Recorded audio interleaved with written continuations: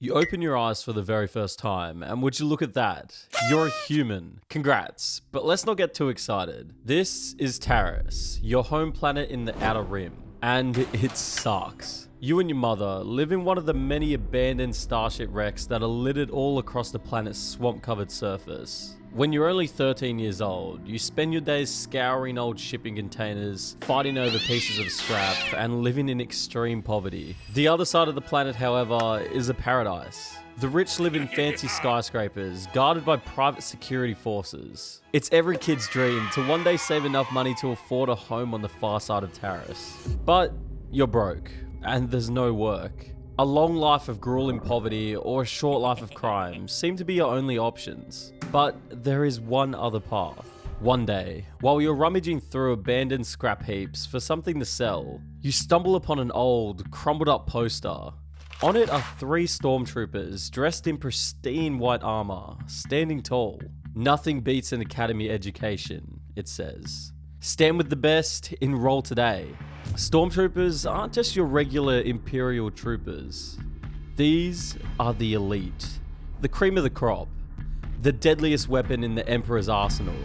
Only the best of the best are selected to serve the Empire, and to make sure they have a constant flow of new potential soldiers, recruitment stations are open on every single planet inside the Empire's reach, even the poorest planets, like Taris. And that's definitely not a coincidence. You see, the Empire knows that people in these impoverished worlds are much more desperate for jobs, money, and food, so they intentionally target them for recruitment. But being a stormtrooper is not for the faint of heart. You've heard stories about the brutal training regime the cadets are put through at the Imperial academies. It's a life filled with danger, fighting the rebellion splinter groups all over the Empire. But for you, it's also your only hope. It's your only chance to explore the galaxy and make it off Taris. More importantly, the pay from just one tour of duty as a stormtrooper is more than what the best jobs on Taris pay you in a whole year. So, at the ripe old age of 13, you say goodbye to your mother, then head to the nearest recruitment center to sign up as a cadet. Your new life starts now. For you, the only path to power is through Imperial recruitment. For us, we just had to strike a deal with Opera Browser, the sponsor of this video. Opera is built for anyone who's sick of messy screens and wants real control. One of my favorite features is Tab Islands. Instead of drowning in a sea of tabs, you can group them by topic. Work in one island, entertainment in another. Expand or collapse them down when you need. I promise your browser feels instantly cleaner. Then there's split screen. Drag one tab down and you've got 2 pages side by side. Perfect for comparing products or research sources, or just working more efficiently without switching back and forth. You don't need multiple browser windows. And the standout feature, Aria, Opera's AI tool that helps me keep everything organized. Just press Control or Command + / and you can give it direct commands, like grouping or closing your tabs. For example, I can write down group my YouTube tabs, and Aria instantly helps me do that. There's also tab traces, which subtly marks the tabs you've visited most recently so you can jump back without hunting. The darker the underscore, the more recently you've visited that tab. Opera makes the everyday chaos of browsing simple, organized, and secure. Check it out for yourself using the link in the description. Welcome to the Empire, kid. There's no academy on Taris, so you hop on board an Imperial shuttle ship that takes you off-world for the very first time in your life. Stormtrooper programs are deliberately centralized, meaning most Outer Rim recruits are shipped to the Inner Rim or core academies to separate them from their homeworld influences. A few hours after takeoff, you land on Lothal, another Outer Rim planet, home to the Academy for Young Imperials. You won't be here for long, just 1 year, to get you ready for more deeper training at more specialized academies. On Lothal, you train alongside young cadets looking to join other branches of the Imperial military, like the Navy and the Army. But before you're even allowed to start training, you're put through rigorous testing to make sure you're up for the challenge, both mentally and physically. The Empire has no use for the weak, or those who crack under pressure. So they make sure to put every new recruit through physical and psychological screening to eliminate the weak early. You pass the entrance exams and are assigned into a squad consisting of 7 other cadets. One of the training exercises you regularly go through is called the Well. It's a brutal, virtual obstacle course that can be altered on the fly to fit any situation that a stormtrooper might encounter on the field. The 3 cadets who perform the best get extra rations and bonuses, meaning you're not just battling the course, you're also competing with your squad mates. And what's worse is that if you fail to clear the course, you're punished harshly, maybe with public humiliation, where you're paraded before peers or forced to do shame duties to break morale, or maybe by collective punishment, where if one cadet fails, the entire squad is punished. And it isn't just obstacle courses. Instructors occasionally stage fake betrayals, picking a cadet and setting up a staged defection scenario where they desert the Empire, just to see if his squad mates would turn on him. The Empire doesn't just want people who can shoot straight. It wants soldiers who put their obedience to the Emperor above personal loyalty. That's because the Academy also serves another purpose: indoctrination. Stormtroopers are taught Imperial history with heavily written propaganda, painting the Jedi as traitors and the Republic as a failed system. You're also taught the value of undying loyalty to the Empire, and you take an oath to serve the Emperor and swear your loyalty to the Empire. Stormtroopers don't question orders. They don't think. They don't feel. They just obey. You're taught to forget everything that makes you an individual. You're taught to be nothing more than a weapon for the Empire. When the Emperor says kill, you ask how many. The aim is to strip you of any individuality, enforce competition, and reward blind obedience. After a long year of punishments and failures, you eventually build yourself up to be an efficient, hardened machine. And congratulations! You get to graduate and join a more specialized academy branch to really hone your skills as an elite soldier of the Empire. Unfortunately, not everyone is as lucky. 50% of cadets never make it through the program, getting washed out before they even get to wear the white armor. At 16, you learn to use your jetpack efficiently, making sure you never lose the high ground. You're taught how to pilot the deadly Imperial walkers that act as frontline armor units. You practice your aim to become the best shot in the entire galaxy, rarely ever missing. Well, in theory at least. Most important of all, you learn that victory must be earned, no matter the cost. There's no room for camaraderie or mateship here. If your fellow Stormtrooper gets hit and falls to the ground, you leave him there to die. It doesn't matter how many troops you lose or the crimes you have to commit. You do whatever you have to do to win the battle for the Empire. But that doesn't mean training gets any easier. Quite the opposite, actually. You see, in many Stormtrooper academies, training isn't just simulated. Recruits are sometimes pitted against each other with live rounds. Any casualties caused by this are considered by the instructors to be acceptable losses. Teams of cadets are occasionally ordered to take out rival squads in combat competitions, reinforcing that the Empire doesn't want cooperation across units, only loyalty to command. Another large part of your training are the urban suppression scenarios. These are simulated combat scenarios where you're tasked with putting a stop to uprisings and rioting civilians. After enough of these, you'll start to see the non-combatants as enemies. If that isn't bad enough, you and your squad are dropped into hostile environments with limited supplies and ordered to return to base. Worlds like Karita and Arcanus were chosen because of their harsh climates, frozen surfaces, scorching deserts, or deadly mountains. Cadets are deliberately exposed to environmental extremes to weed out the weak. Your success in these training missions requires endurance, but also the willingness to leave behind your weaker squad mates. But now that you're 17, after a few years of relentless training, you've finally become the man you were always meant to be. Congratulations, you're the Empire's newest Stormtrooper. You get to wear the iconic pearly white armor and stand proud alongside your squadron. Well, what's left of them anyway. That new armor you're wearing is made from plastoid composite. Unfortunately for you, this armor is built to be mass-produced and intimidating, not protective. The glossy white shell is mostly for psychological effect. It made Stormtroopers look faceless and identical, acting as symbols of Imperial control. It's okay at stopping shrapnel and fire, and also offers a level of protection against environmental hazards, like radiation or toxic air. Your helmet contains rudimentary filtration systems for poisonous atmospheres, but they aren't airtight, so if you do find yourself in a toxic atmosphere for too long, or in a vacuum of space, you'll be dead pretty quick. It also features a macro binocular viewplate, basic night vision, polarized lenses against flash, and a comlink receiver. But the downside to these mass-produced helmets is that your vision is narrow and distorted, making it hard to spot enemies in close quarters. The built-in comms are prone to static and interference, leading to poor squad coordination. On top of that, the helmets often muffle sound, reducing your situational awareness. So while they were designed to be high-tech, these helmets often made troopers less effective in combat. You're also fitted with a utility belt and survival gear, which contains spare power packs, grenades, ration packs, water, and a grappling hook. You're issued with the Stormtrooper's signature weapon, an E11 blaster rifle.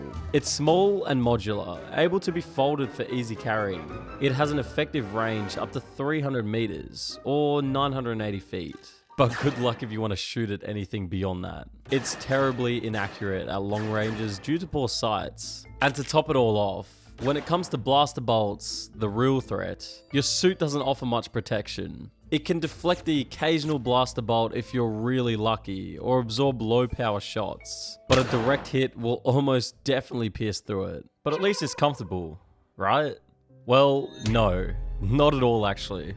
Soldiers often complain that the armor is heavy, inflexible, and causes overheating, especially on desert worlds like Tatooine or volcanic ones like Mustafar. But for the first time in your life, you have a real sense of purpose. You're the Emperor's bravest men. Even your name is tossed aside in favor of your designated number code. Any of the things from your past life that made you have been forgotten. But not all of them. See, the pay, the whole reason you signed up for this gig in the first place, is pretty good. And since the Empire provides free food and accommodation for all those in its service, you can send most of your money back home to Taris. Thanks to your salary, for the first time in her life, your mother will actually be able to afford some decent food and shelter. On top of that, the Empire offers some cushy retirement perks once you finish your service, as well as plenty of shore leave and health benefits. All in all, the Empire makes sure that its very best soldiers are rewarded for their efforts. It's a reminder to the rest of the galaxy. Loyalty to the Empire pays well. But actually making it to the retirement age for a Stormtrooper isn't exactly guaranteed. You're about to be sent out on your first deployment, and the chances are pretty good that it might be your last. Since you're fresh out of the academy, you serve as another pawn, basically a low-ranking frontline grunt. Your armor is pure white with no markings, no battle damage or even sand scratches. So to the more experienced Stormtroopers, it's clear to see that you're the lowest of the low. Your first destination is Garrel, a rocky desert planet located nearby. It's beautiful here. The sky turns a lovely purple in the evening, and the landscape is like a grand mesa out of the Wild West. Garrel City, the capital city built into one of the planet's many craters, is a major trading hub for the Empire. So the higher-ups want you to maintain order and keep things ticking so they can get their goods through. Most of your days here are spent on guard duty and overseeing shipments, but one day, things get hairy. One of the Black Sun cells you work with, a former criminal syndicate hired by the Empire to help keep watch on the Outer Rim, goes rogue. They spring an ambush when a particularly valuable ship lands on the planet and kill half of your squad. Looks like you've survived the first attack by pure chance. You're just lucky you weren't in their sights. Your training kicks in and you fight back. Despite being outnumbered, you somehow manage to hold your ground until backup arrives. The rogue cell is wiped out and the cargo is secured. The battle left more than a few scars on you, but you're alive, and you completed your mission.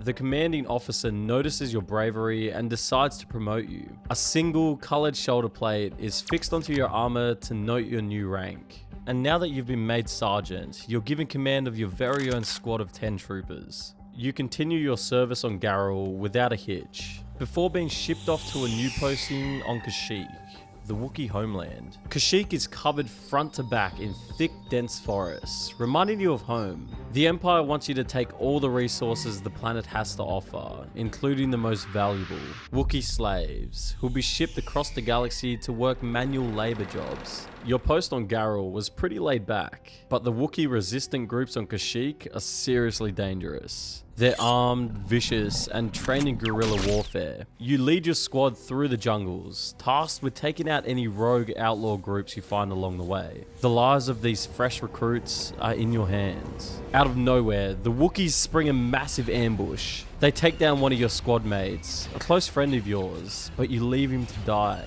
just like your superiors instructed. Your squad mates begin to panic, but you remember the leadership classes you took at the academy. You take cover and berate them for their weakness, reminding them they're meant to be the elite arm of the Emperor, not scared little children. Your words inspire your squad and they rally behind you. Together, you strike back and kill each and every Wookiee, one by one. By the end of the battle, the jungle floor is littered with the bodies of the Wookiee resistance, but your job isn't finished. You continue clearing out the remaining rebel encampments in the area and pave a way for the Empire to extend its reach farther across the galaxy. When you return to base, your higher-ups take note of the hardened commander you've become. You're still young, but show an incredible amount of promise. After years of loyalty and standout performances, rather than just your usual promotion up the chain of command, your commanding officer has something special in mind for you. You're set to join an elite division that strikes fear into the hearts of the Empire's enemies, the Death Troopers. If the Stormtroopers are the arm of the Emperor, the Death Troopers are the closed iron fist. The best of the best. They are seasoned warriors, donning the most high-tech gear the Empire has to offer. The Emperor deploys Death Troopers all across the galaxy when he needs to gather critical intelligence and sabotage an enemy asset. When the Death Troopers are called in, you know the job is going to get done. You undergo intense training, making the years at the academy seem like child's play. Demolition, infiltration, stealth, and above all, lethality. These are all the skills you master during your training to become death itself. Unlike the academy on Lothal, when training to become a Death Trooper, the survival rates are extremely low. The Empire has very strict requirements for which soldiers can become Death Troopers. You need to be at least 6 feet tall and able to meet elite physical and psychological standards. The equipment you're given is also far higher grade than anything you've used so far. Your old blaster is tossed in favor of a high-tech SE-14R repeating blaster, an E-11D blaster carbine, and even some fragmentation grenades. You're pretty much a walking arsenal, ready for any situation. Even the armor you wear, pitch black and sleek, is fitted with battle scanners into the helmet that give you important details on both ally and enemy positions. When you talk, a voice scrambler makes it impossible for enemies to catch what you're saying. It makes you seem more like a demon than a man. The training is brutal, and you almost don't make the cut, but you've not come this far to fail now. You eventually are handed your equipment and suit up in the black armor. You've fully abandoned your previous life. You're now a Death Trooper, the Emperor's blade in the dark and his deadliest weapon. Death Troopers often guard some of the highest officials in the Imperial military. You're tasked with protecting Orson Krennic, the director of the Imperial Military Department of Advanced Weapons Research. Because he's in charge of the Death Star's creation, Krennic is probably the most important man in the Empire, barring Darth Vader and the Emperor himself, of course. You spend months at Krennic's side, crushing uprisings, silencing informants, and guarding the Death Star project. All that training, all those years, and it's brought you here, Scarif, the Empire's most heavily fortified world, where the Death Star plans are locked away behind a planetary shield.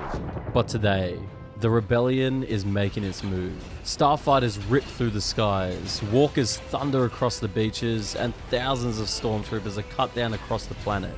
You and your squad of Death Troopers fight hard, blasting rebels with surgical precision. They're no match for your superior firepower and combat experience. For a moment, it feels like you really are the Emperor's blade. Until you're not. A rebel's blaster bolt slams into your chest plate. You stumble for a second, fire back, and then take another hit. Around you, the beach is littered with white and black armor. Dozens of stormtroopers cut down, indistinguishable from one another. You realize you're no different, just another body in the pile. Another disposable soldier churned out by the Empire's war machine. No one will ever know your name. And how could they? It's been forgotten. And the person who shot you down isn't some legendary rebel, not a commander, not some war-hardened hero. He's just some kid from Ryloth, One of the countless worlds the Empire crushed under its boot. Some experienced nobody who joined the rebellion to do everything he can to fight back. And as it all comes to an end for you, you think at least the fight carries on. At least the Death Star still stands. And it does. For about 4 days. Oh well, better luck next time.